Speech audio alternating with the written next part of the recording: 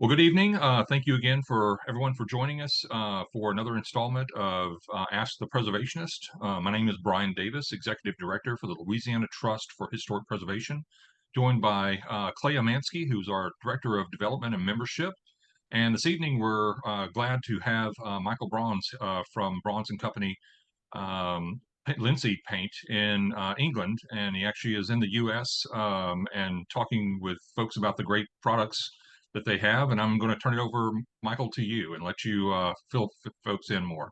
Thank you. Yeah, excellent. No, thank you so much for the the opportunity and letting me present to this event. It's really good.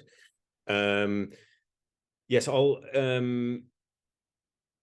We are based in the UK, like you just introduced, and we are gaining more of a foothold in the US at the moment, and we're signing up with distributors, stockists, and everything over here to make it more available and more readily available. So what I'll do is I'll share the presentation that we do for on screen now that we usually do for RIBA in the UK, which is the Royal Institute for British Architecture. So you will get the full proper presentation. I'll go through it a little bit more quickly than we usually do, so that we have enough time at the end for the Q&A. And if at any point I'm quite flexible with this kind of stuff. I don't know how that works for you, Brian, but I'm quite flexible with people interrupting for questions. Yeah. But it is whichever format you prefer.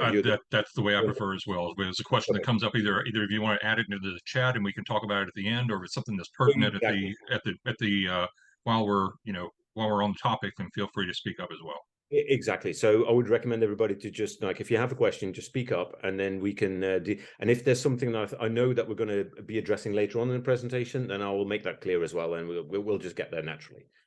So if I start to share my screen, Brian, I think you might have to enable it. It says host disabled participant screen. Sharing. Clay, do you have the control on that? And we're both logged into my account. Or is let it? me I think I've leave got it and now. I'll come back into mine. Yeah, looks like I've got it now. Hang on. Okay, great. Right, let me just go back to this slide. Can you see all of this, the welcome slide? Yeah, awesome. Now, just a little bit of background information about me, or my area of expertise. I used to do surveying of historic buildings back in the Netherlands. We're going back now 25 years. I moved to the UK in 2006, so that's already 17 years ago. When I started both Histoglass and Brouns & Co. Histoglass being a specific insulating glazing for historic buildings, obviously mainly for the slightly colder climates. And on the back of that, Brouns & Co., the linseed paint company, started because I gave all these presentations to architects' practices and preservation specialists, and nobody had really heard of linseed paint. So I wanted to kind of reintroduce it and bring it back into the public domain, if you like. Not just the educational element, but also the actual product. So we make that ourselves now. Just to give you a slight flavor of the projects that we work on. So this is the Queen's House, National Maritime Museum, Inigo Jones project. Originally built in, I believe it was 1647. It's one of the crown jewels of the National Maritime Museum, and we supplied everything here. Then the Old War Office, we've just finished supplying the paint and the glazing for this really quite iconic building in London, which is right next to Buckingham Palace. Then Denmark Street, or called Tin Pan Alley. This is all the recording studios were based in the 1960s. So anything Beatles to Stones to all of them, they're all recording down here. And we've basically supplied all the materials for the restoration on this whole street. one that's very unusual for us, very modern, 1962, but St. Catherine's College in Oxford. This is an Arne Jacobsen project. Grade 1 listed in the UK, which means that you can't even change any doorknobs or anything. Even the salt and pepper shaker are complete. The bolt to the table, you can't change them. But it was very interesting. And then we go back to the slightly older projects, like this is St. John's College, Cambridge, originally built in 1511. So you get a flavor of the kind of projects that we do. Dunvegan Castle, Isle of Skye, quite late, quite romantic in style, but fabulous location if you ever get a chance to go there. And they do great whiskies on Isle of Skye. Woburn Abbey started in 1145, finished in 1744 with all kinds of extensions, one of the big stately homes in the UK. And then the next one probably doesn't need introduction. Most people will know this one. So we've supplied the materials for this as well. And, you know, these are some of the organizations that we work with mainly in the UK, but you can see also there National Trust for Canada. And we're now building the relationships with and the reputation with some US organizations, National Park Services, AIA, all these kind of organizations. So that's my background. So now you know how Linseed Paint came about. And let's have a look at what I'm trying to go through today and what I'm trying to do. So the objectives are to explore the history and tradition of linseed paint, and how it sits in the overall history of paint types and methods. This is really important to have that foundation, because then we can move on to understand how linseed paint is made, understand ingredients and why they are so different from any kind of conventional paint, and why that is important, not just for the buildings, but also for the people living in it, the environment, and people actually applying it, so the professionals. I will look at how linseed paint helps in preserving historic fabric by keeping the timber dry. That is the crucial bit of this information. And the last point is we have a look at how linseed paint sits in the increasingly important dynamics of embodied energy, which is a discussion that is not quite on the forefront of people's minds in the US, I find, but definitely on the forefront in the UK and well, most of Europe. So I'm anticipating that this will actually permeate into the US discussion as well, and then how we can already be prepared for that. So, so if we start with a very obvious one, what is linseed paint? And I do love quoting from historic manuals and books. And if you look at what George H. Hurst, who's one of my heroes, already quote about this, is that linseed oil is obtained from linseed, quite obvious, but the seed of the flax plant, which is the Linum oxytatissimum. There are two varieties, one that used to be historically used for the linen industry, which was a taller variety because they were more interested in the whole plant rather than just the seed. And obviously for what we're only interested in the seed. So there's a slightly different variety that gives us the better yield. Now, but George H. Hurst already goes on to say that most of the best quality already comes from around the Baltic Sea, the Black Sea. Then it goes on to East India, but really the Baltic area is the interesting thing. And if you follow that line from the Baltic all the way through the north of the UK, all the way to the north of the US and Canada, you can see very similar weather patterns, climate, soil, that actually all has very beneficial qualities for growing flax. And that's really important, because if you look at here what the flaxseed actually looks like, and some of you may actually sprinkle this on your yogurt in the morning, have it for breakfast. It's very high in omega-3, 6, and 9. They're completely plant-based. And what we do is we press that to the principles of cold pressing. That means that the yield is really quite low, but it's a slow. What you have to imagine is that you feed the seeds into a mill that really turns quite slowly. It's not about speed. It's not about heat. You get a low yield, but a super high quality. And we are after the highest possible quality, which is essentially food grade. A lot of this, exactly the same oil, gets sold back to the animal industry.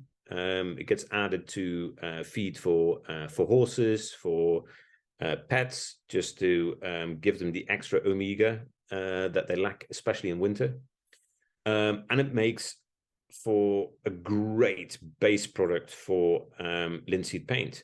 However, you can't use raw linseed oil to make linseed paint. You need to boil it first. And what you can see on this picture here is, so the raw linseed oil on the left has that more yellow honey color, whereas once you start to boil it, and this is actually a genuine boiling, it's not a synthetic boiling. And I don't know why companies are allowed to use the terminology boil linseed oil when the oil has just been treated with solvents, because that's really all it is. But somehow there's no distinction in that. We actually boil the oil, and then you get what's on the right in that picture, slightly darker color. And the color is not important, but the viscosity level and the surface tension is. If you imagine 3 cups in a row, on the left is raw linseed oil, the middle one is boiled linseed oil, and then one on the right is just a cup of water, just tap water. The cup with the tap water has the highest surface tension. Then once you go to the left one step, the boiled linseed oil has a much lower surface tension than water. Raw linseed oil on the far left has an even lower surface tension. Now, this is really important a little bit further in the presentation, but right now, the thing to remember is that the raw linseed oil on its own, the surface tension is too low to be able to mix pigments into. So we need the boiled oil to be the really good carrier for the pigments and to be able to pass it through the triple roller mill, which you can see in this image. So what you can see here is essentially an industrialized version of what the old masters did with a muller and slab. So picture a slab of glass or granite, like a really dense natural stone. Then you would put some of the powder pigment on, you pour the boiled linseed oil on, and with a grinder, with a muller, you start to grind the pigments into the oil. Now, that's how the old masters used to mix paints for their artwork. Obviously, that's, the scale of that doesn't work for what we needed to do. So what happened already in the 1700s, late 1700s, with the Industrial Revolution, this process was mechanized. Initially with steam-driven triple roller mills. Now it's obviously all electric. But these machines are about 70, 80 years old now, and they still do the job. And these rollers that you can see in the image, on the other side of this, we feed in the pigments and the oil, then it passes through the mills to come out this side, and that's what you can see here coming out of this hopper. This is a really essential step in the production of linseed paint, because we only use powder pigments. There are no synthetic colorants that are used in the conventional paint industry. And what you need is every grain of the pigment to be completely enveloped in the boil oil, because that gives you the longest durability. So anybody who just mixes some powder into oil literally with a mixer, it's not going to last, because you haven't enveloped all those grains of the powder pigment. And you can see it here in action.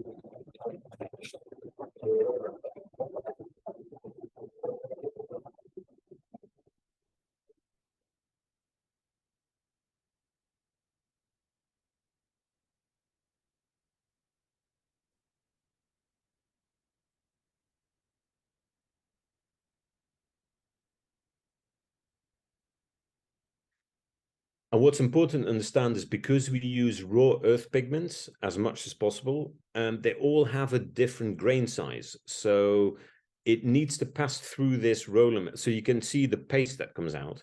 This process takes between 3 and 5 passes through the roller mills, depending on the actual grain size of the pigment. So now that you know how linseed paint is made, let's have a look at what the actual track record is. And if we go to, I mean, originally it was even used by the Egyptians in their in some of the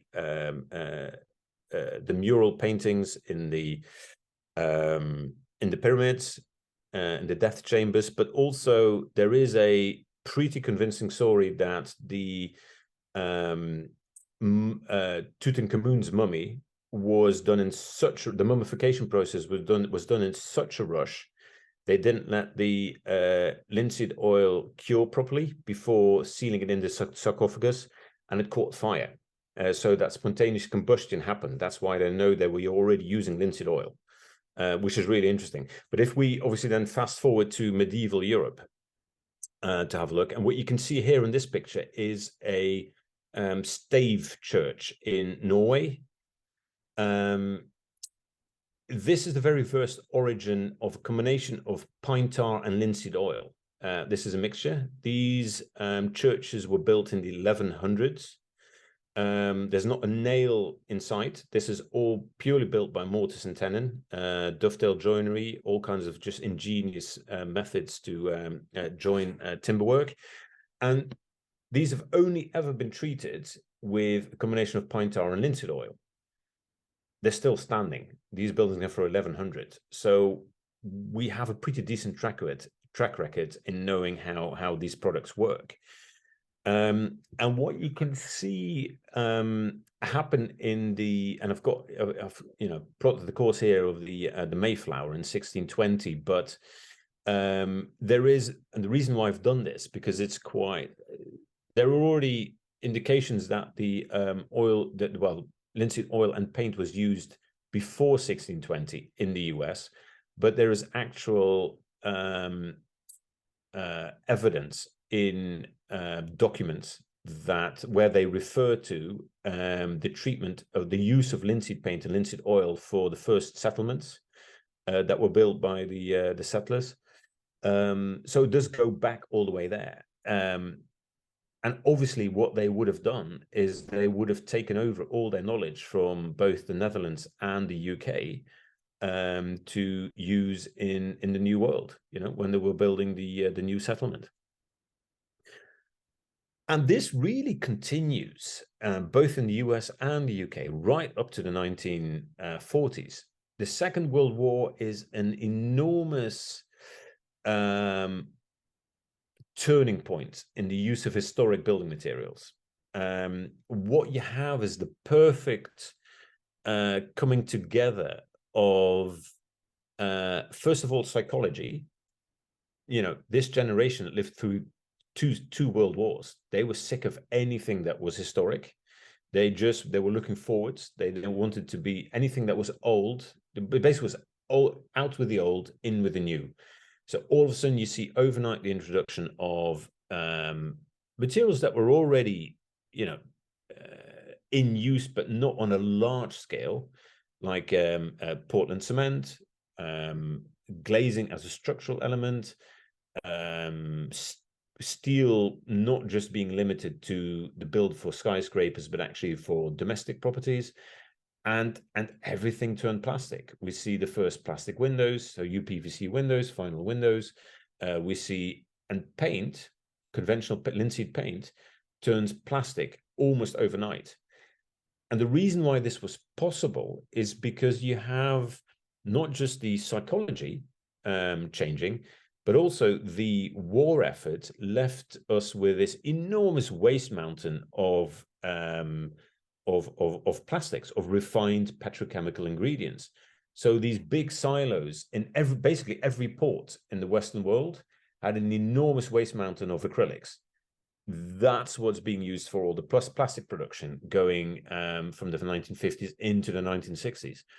And I quite like to use always the quote from the film or book, whichever you prefer, the Graduate, where Benjamin Braddock gets advice from one of his uncles, and he says, "I've got one word for you: plastics." That's the 1960s, and people think that that's the be all end all. So, well, if we then forward to the 1980s, 1990s, what you can see already in Germany, and this is anecdotal. I don't have the backup in data for this, but I've been told that the damage caused to buildings in Germany by the use of incorrect building materials by far outstripped the damage caused in the war by all the bombings. Now, if you let that sink in, and actually it makes perfect sense, because the use of building materials applies to every building, not just the areas that were bombed. So every house all of a sudden got painted with plastics, or treated with Portland cement, or whatever the issue was. So they already identified in the 1980s, 1990s in Germany that all these modern building materials were not appropriate for historic applications. Now, one thing I want to quickly address in here as well, which doesn't quite sit nicely in here, but I want to get it out of the way, is we get a lot of questions where people are like, oh, but lead paint was the historic paint. Actually, it wasn't lead paint, it was linseed paint with either lead white or red lead as one of the ingredients, one of the pigments. Now, obviously, we don't use lead anymore. That would be absolutely foolish, but because it's highly toxic. But so anybody who ever tells you that they need to use lead paint, you don't. You can use a linseed paint with the correct combination of zinc white and titanium white, which is not toxic at all. Right, so now that you have a bit of an introduction on the history of it, let's have a look at some reasons why we should use it now. And this is really fascinating, right? Because you can see the quote here. It's the quality of linseed paint makes it so that it was used on exteriors and interiors in just the same way. This isn't about trying to, like the modern paint industry, trying to sell you 4 or 5 different products for one job.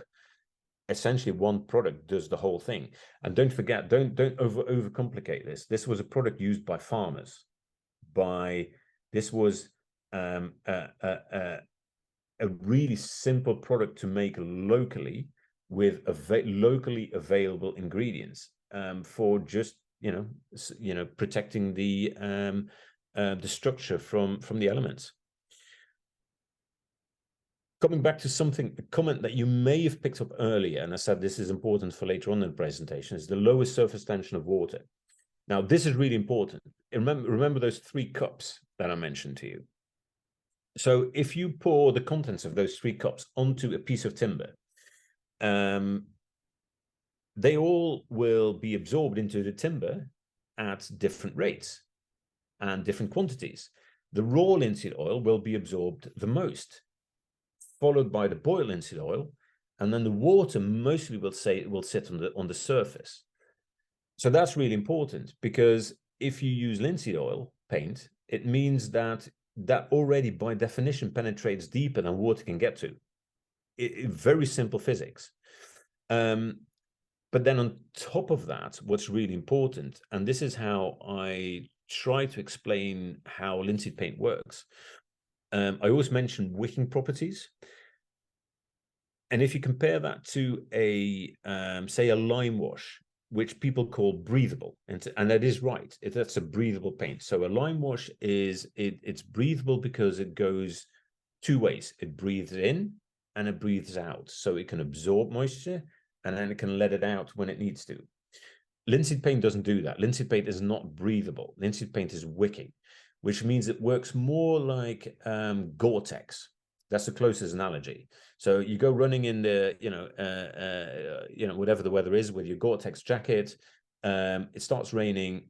The rain will bead off the surface of the Gore-Tex fabric, but any kind of sweat any kind of damp that happens underneath will actually evaporate out to the surface, which keeps you dry even when you're running in the rain.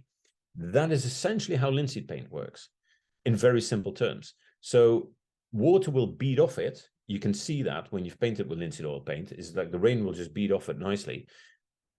But the big difference is that linseed paint is not trying to keep water out. You cannot keep water out. So this is the big difference. If you take anything away from today, is understanding how linseed paint works different from a conventional paint. Conventional paint is all about trying to keep water out. There is no way you're going to keep water out. Water will always find a way in. So what happens when that water gets in behind the paint? Well, the wicking properties let it evaporate out. And you can see that here in the sketch. So you can see the raindrops sitting on the surface. But really what happens is water will always, through hairline cracks, get in, into behind the paint surface. So you do not want to have a film forming substrate like a conventional paint, because it just traps the moisture. It can't get out. And then you have a whole host of other problems. Now, I do keep referring to how it works on timber, but it's equally important to understand, with that knowledge of the surface tension being lower than water, how it also can work so well on metal and have such good anti-rust properties. Because what happens is the lowest surface tension of the oil than water means that it fills out all the microscopic crevices and nooks and crannies on metal to a level that water can't even ever get to. So when we do analysis on historic fences and gates in the UK, and you can see that they were painted originally with a linseed paint, usually with an iron oxide pigment, because and if you use a hematite, that has a scaly character, which means that it looks under the microscope as if it's like the scales of a fish. So if you dispense that in the linseed oil, you get a superb rust protection, because water can't even really penetrate it. And when we do analysis and you scrape the old historic paint off, the metal underneath is as good as it was the day it was forged. Yeah, it's unbelievable. So if we go back to why we should use it now, more practical stuff is super easy maintenance. You don't need to repaint. You certainly don't need to scrape it off ever again. So what happens is that the oil on the surface gets broken down, so it will go matte over time. That doesn't affect the workings or how efficient the linseed paint works, but it's an aesthetic difference. It goes matte. Now, some people don't mind. I quite like it, but if you don't like it, you can just this is the maintenance. Wipe it with a little bit of raw linseed oil. It's as simple as that. Obviously, it depends on where you are in the world, whether it's north facing, south facing, how much sunlight it gets. The more sunlight, the quicker this process will happen. But if you stay on top of the oiling, you won't have to repaint. Now, that's in an ideal world. I know what happens in reality is that a lot of people will just not look at it for a decade and then go like, this needs some maintenance. And then you can basically just wash it down with some soapy water, rinse it really well, and just give it a fresh coat of paint. That's it. You don't need to scrape it off, sand it down. So you protect the historic fabric underneath as well, which is really important. So I've already talked about the maintenance cycle. The lifespan is, you're looking at 10 to 15 years usually before you have to repaint, if that. But if you stay on top of the oiling, probably every 3 years or so. Again, depending on the exposure. it's very durable and long lasting. And another really good example is that it can be used on pretty much any substrate, not just for exteriors, but also for interiors. Right? Again, when I go back to the historic element, people use just one product for interiors, exteriors, everywhere. We mainly market it for exteriors because that's where it really shines in terms of durability and helping keeping historic fabric in good shape. So that's what we focus on, but it can definitely be used on interiors. And then something that's become far more important in the last couple of years is just how environmentally friendly it is, how green it is. And this is not just the case for linseed paint. This goes across most historic building products. They are far more environmentally friendly than their current counterparts. And also it's healthy, not just for the people using it, for the painter, but also for people living in the environment. Conventional plastic paints, and it doesn't matter who the manufacturer is, it's all they all make essentially the same product. Off gases, once you've painted, off gases for up to 5 years. People are not really aware of this, but this is like the latest research is showing all of this. And linseed paint does not contain any VOCs. So it's a completely different kind of product, and it's based on a vegetable oil.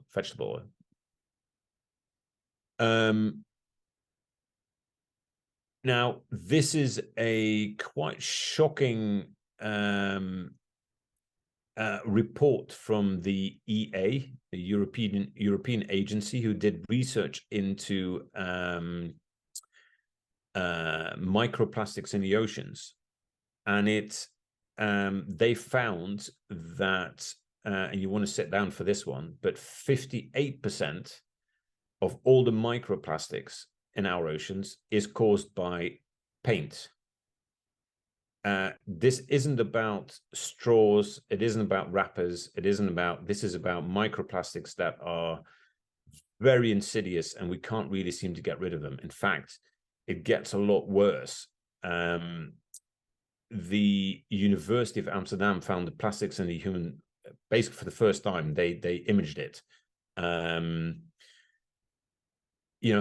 Plastics in the human bloodstream, and so 58% of this is directly attributable to plastic paints.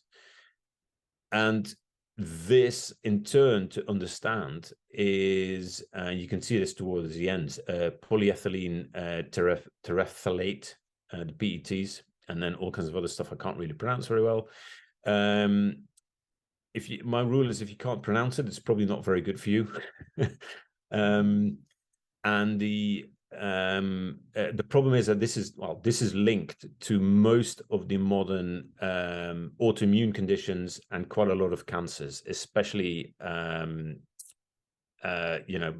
cancers, bone cancers, the kind of stuff that you really don't want to get. So if we make the claim about how green is linseed paint, let's have a look at actually just break this down briefly. So if we look at the ingredients, so we have linseed oil, which I just showed you, and we use local suppliers. We work with a local farm to get as local as possible, and then we use basically as much as possible raw earth powder pigments. So most of the pigments are just dug out of the soil. It's as simple as that. Now, there's a bit of a hierarchy in this. If we start with the iron oxides, the ochres and umbers, they are the most natural, completely occurring in nature. You can just dig them out of the soil. A step up from that are the whites, which are usually derived from metals. So a zinc or a titanium does need some processing before you can get it out of the ore, so that you have a pigment that you can use.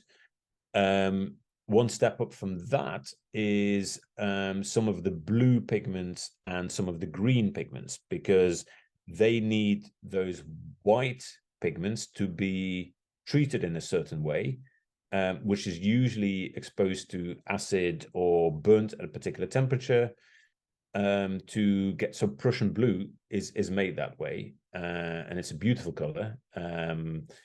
But it's not dug out of the soil, because the only blue that we can find in nature that you could use is lapis lazuli, from Afghanistan, which is so expensive and so valuable. There's no way you can make paint out of it. But it's just to give you a bit of an idea that I'm not sitting here claiming that all of the pigments come out from the earth. They don't. And you can make but what is interesting is certainly for historic applications, most colors that you would be considering are very natural in terms of their ingredients. Sorry, enough about that. A really important element now is embodied energy, like how much carbon was used to produce this paint and to ship it and to get it to the location. We don't use refineries, right? This is literally just a seed that gets harvested and that we then grind to get oil. And then we grind the pigments into that oil. It's that simple. There's no man-made petrochemical intervention required for this. Then the packaging materials, we try to we use aluminium cans, which are, and aluminium has the benefit of being able to be recycled indefinitely. So that's amazing. And all the other packing materials, so the packaging, the void fill, the cardboard boxes, all this kind of stuff is at least recyclable, but most of it recycled. And we try to stick to low product miles if we can, but that's a bit of a future development. We try to do this as much as possible, and we're getting much better at this. But the real advantage comes to when you look at the life cycle. So I've been talking to you about 10 to 15 years maintenance. Even if we go by a minimum of 8 years, it means that your crew who have to go out to scrape all the paint off, reapply paint, prep it all, then reapply the paint. They only have to do that once every 8 to 10 years rather than once every 4 to 5 years. So you take all these people off the road, and you have a massive improvement in your carbon emissions. Another really big thing is that you do not get rotting timber, because the wicking properties of the linseed oil means that timber stays dry throughout the 4 seasons, and dry timber does not rot. And we saw this as a really good example in, and you'll see this in a reference project in a bit, but the Chatsworth estate in the UK, they came to us for linseed paint. And because they had a whole team of about 5 or 6 carpenters and joiners working on repair work of windows and gates and fences, and also making new ones where they thought that the old ones were too far gone to repair. Since they switched to linseed paint about I think 12 years ago, they only have one guy doing repairs now, and the rest of the team now makes garden furniture based on historic evidence that they found on the estate, and they ship that all over the world. So it's a big cost saving and a big reduction in just repair work, and you can see that in the maintenance down there. So then usually the question after this is that I get like, well, this must be really expensive. If it does all these things, it must be really expensive.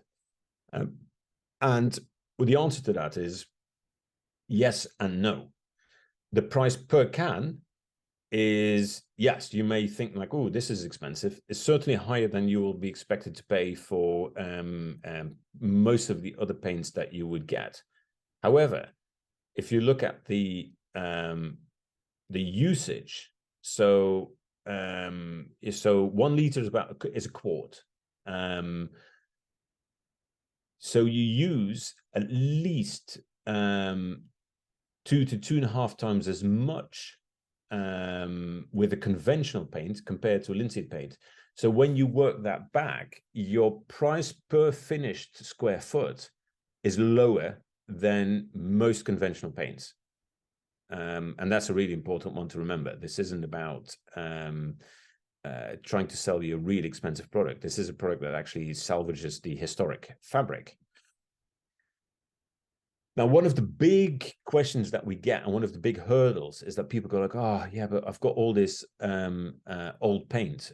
What do I need to remove this all?" And the brutal, honest answer is that if it's acrylics, vinyl, latex, yeah, that has to come off. You don't have to remove the actual historic paint that was on there. So if it's an old lead paint or a lime wash, leave it. That's a perfect substrate for linseed paint. But anything that's man-made petrochemical applied since the Second World War, that does need to come off, because otherwise you're just overpainting onto plastic and you don't get the full wicking properties. So one of the products that I've come across is from a Swedish company called Speed Heater. You may have heard of this, you may not have. You can see it in action here. This is actually infrared heat, which is quite a low temperature, and it just makes the water molecules in the paint bubble up. You can see this happen here. And you can just scrape off it will only remove the plastic paints. So a linseed paint or a lime wash will not react to this. This is purely to activate the water molecules in the plastic paints. Again, we don't, this is not our product with anything. I just want to offer solutions for people to have a really easy way to remove existing paint that needs to go before you can apply linseed paint. Yeah, and then some of the projects that we work on a little bit more in detail. So Chatsworth, I've just mentioned, one of the big stately homes in the UK, and we mixed their specific Chatsworth blue for them, and they also take some of our white, and they've been doing that for like 12 years now. And this is the honest truth about these kind of things, is people always think that estates it's all about doing the right thing. The truth is, the main driver is cost saving over a long period of time. These estates have been around for hundreds of years. They're going to be around for another hundreds of years, and they just want a system that is as cost effective to apply and to essentially maintain. That's the key thing. What's your maintenance cost over 20 years? You can see another building on the estate that we did here. You can just pick up the blue in the guttering there and the drain pipe there, but you can see all the other trims are all in one of our whites. This is for the Russian cottage that was gifted by Tsar Nicholas to the Earl of Chatsworth. And you can see on the actual timber, and this is why I wanted to include this. So this is a proper log cabin, and you can see on the timber, going back to the image I showed you from the Norwegian stave churches, this has only ever been treated with like a pine tar combined with linseed oil, and this is very effective. It does need to be applied far more frequently than a linseed paint, especially in the first 5 years. So there are some drawbacks in that regard, but if it's not, if it's a project where that is possible, this is a really good way to go. So you can see all kinds of different products working very well in isolation on this particular project. And this one I want to include because every single time I do a presentation or or a workshop or anything, I always get the question from people like, yes, but I live in this or this particular area, or I live right by the sea, or I live next to wherever. And people always think that their climate is somehow more special than or more challenging than other climates. This is actually Malmo Pier in Sweden, city of Malmo. This has only ever been painted in linseed paint, the whole pier building. Now, I know that this was slated for a fresh coat of paint just before COVID hit. I haven't been back. I haven't seen whether they have got on with this by now. But you can see in the image that it's all that's happened is that it's gone matte. It doesn't have that sheen level, which is exactly what we would expect with linseed paint. And this gets a full battering of 100 degrees summers to 10 degrees winters, right on the sea. The spray from salt water, it gets everything thrown at it. If it works here, it will work in most other places. And I know there may be some exceptions. We'll have a talk about Louisiana and the other side of this in terms of climate and weather.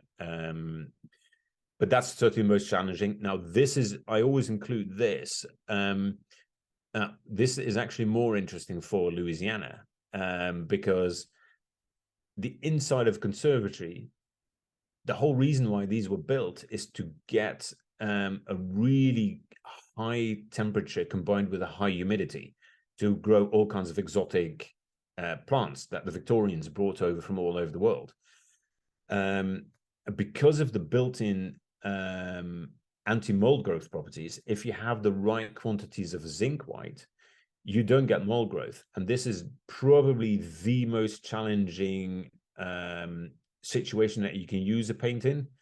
And the interior of this still looks absolutely amazing. And this was an amazing project to just do that with, so that we have a good track record now going back about 7-8 years. Now, this is one I want to always put in for my US presentations, because it's, linseed oil and linseed paint is definitely not a new thing. So you can see here that Erin Gibbs and Catherine Wonson have written about it and have done quite a few trials with it as well. I would encourage you to use this. So this was done for the National Park Services. And these were cabins out in Wyoming, and they've treated them with linseed oil. I mean, this was actually just linseed oil on its own, which I would never recommend because it's not that durable. But they just did it with linseed oil, and it looks they're clearly very happy with the findings and the long-term results. So this isn't a new thing we're trying to sell you here. This is something that's been around for absolute centuries. So if I then go to some of the reference projects in the US, this was a really interesting one in Maine, Deer Island. If you ever find yourself in Maine and you want a absolute exquisite pizza, go to this place, or bread. It's addictive. They've got their own bakery there, but you can see here so the top image is the old existing structure dating from the first half of the 1800s, 19th century. And on the bottom image, you can see the building on the right, which is completely new. And both structures have been painted with linseed paint, old and new, and it's providing a great track record in how linseed paint performs in really quite challenging climatic conditions. Then moving further south, going to a savanna. So we are getting more to the climate that is more akin to Louisiana, probably. And it's so this client used it for all of the interior and exterior on the Hills house, which was actually a house that he brought down from Connecticut. And then built in Savannah, built it all back up, right down to every last detail. They've done an amazing job on this. And he did the paint research, and it turned out that everything was historically what was used was linseed paint. And he says, I want to use the correct historic materials. So we've supplied him and helped him with getting the right products for this. Now, this is one that we are still working on, the Isham Terry House in Hartford. And so this is actually the place where I'm giving the workshop and presentation tomorrow, the Phelps Hathaway House, dating from 1726, I think. So it's reasonably old.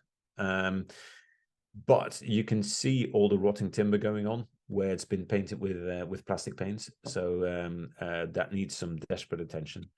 Yeah,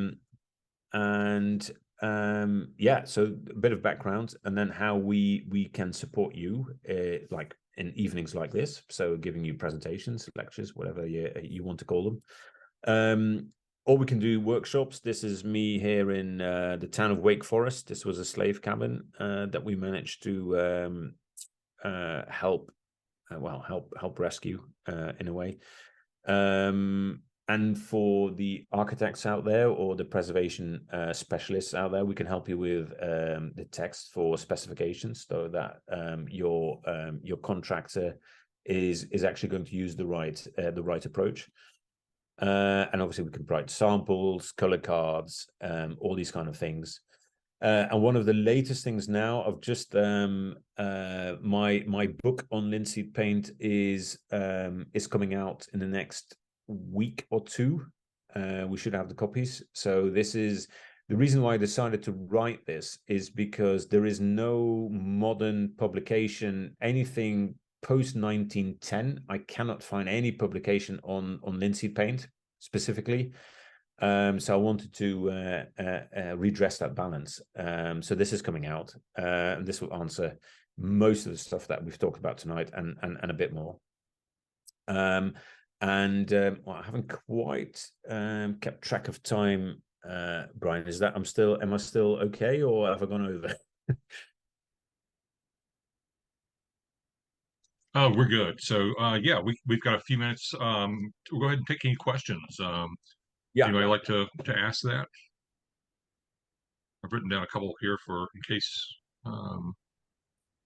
Let me stop sharing here so that people Okay. can see me. It's a bit more personal. There Great. we go. Yeah. I have a question. Go ahead.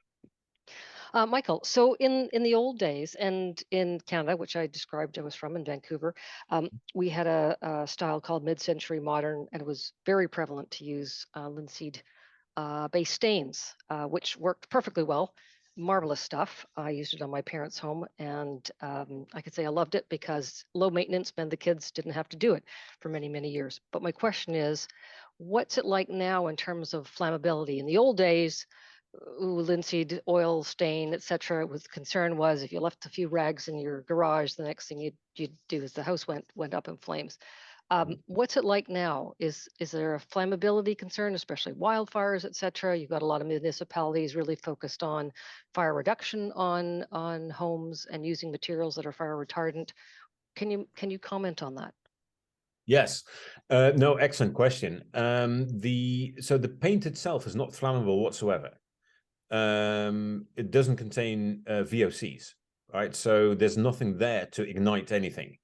But like you mentioned, so rags that are used for wiping off, like even wiping your hands or wiping off drops of paint or anything.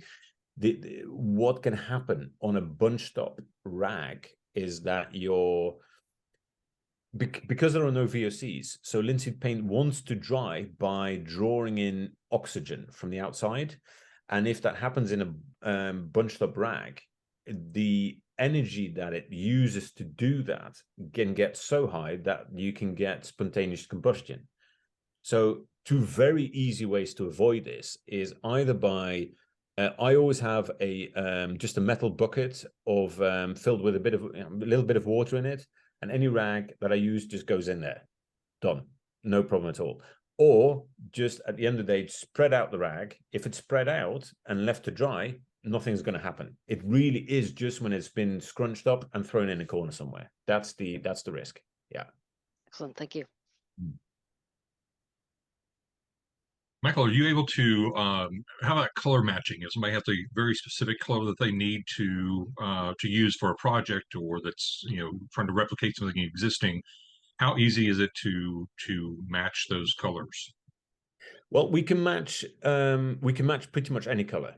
But what is really interesting, and let me just grab if I just grab a color card, then I can show you. Leave. You have a great range of colors as it is. Yeah, well, so we have 40 colors. Sorry, I don't actually have a color card to hand here, but we have 40 colors, which all come from historic buildings, both in the UK and the US. And what's really interesting is that those 40 colors cover 95% of the historic colors in both the UK and the US.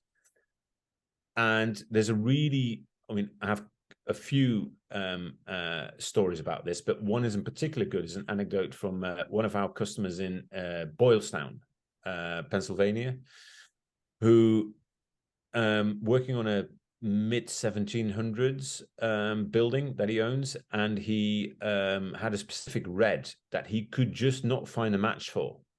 So I sent him one of our hand painted color cards, and he held it up against the original color and says, like, that is an exact match. I said, well, I'm not surprised, because we use exactly the same ingredients and production methods as would have been used historically. So your color match is automatic. So I yet have to find a project where the current color card that we have doesn't provide a really close match.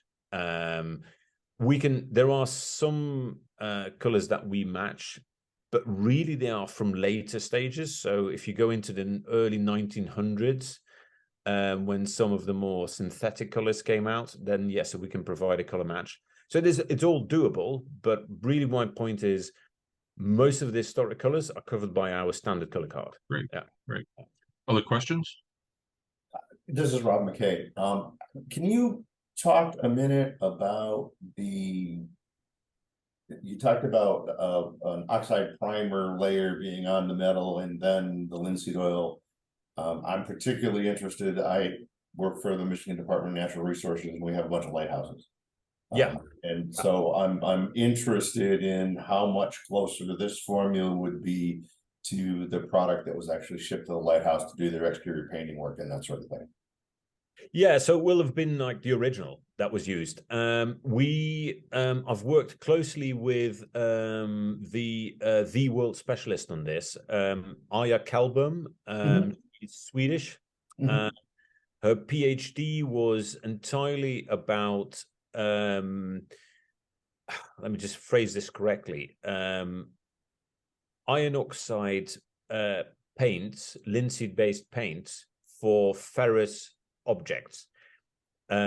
Basically meaning, if you go back to certainly Sweden in the most of the 1800s, 1900s, well, basically anything from the Industrial Revolution onwards. So even in the UK, any iron bridges, any kind of big industrial applications, they were all painted. So the metal, I'm talking about the metal now, was all set up. You have to remember, you would set this up from lean to fat. So you start with your iron oxide primer cut with balsam turpentine. That's your first coat.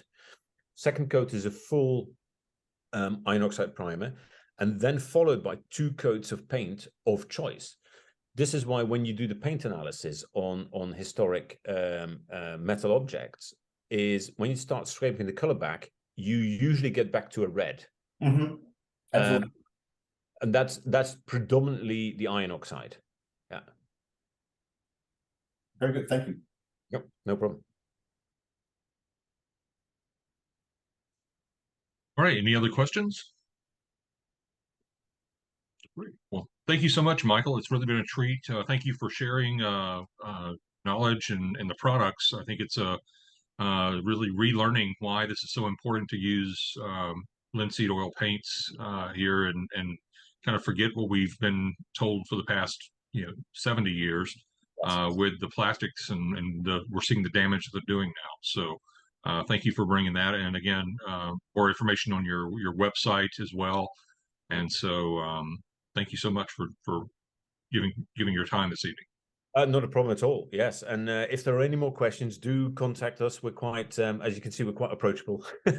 I'm not hiding behind. It's not a big corporation or anything. We are, we want to do the right thing. So, any questions that people have, just contact me, and I'll get back to them. Yeah, it's been an absolute pleasure. Thank you so much for having me. Great. Thank you so much. Thank you. Bye bye.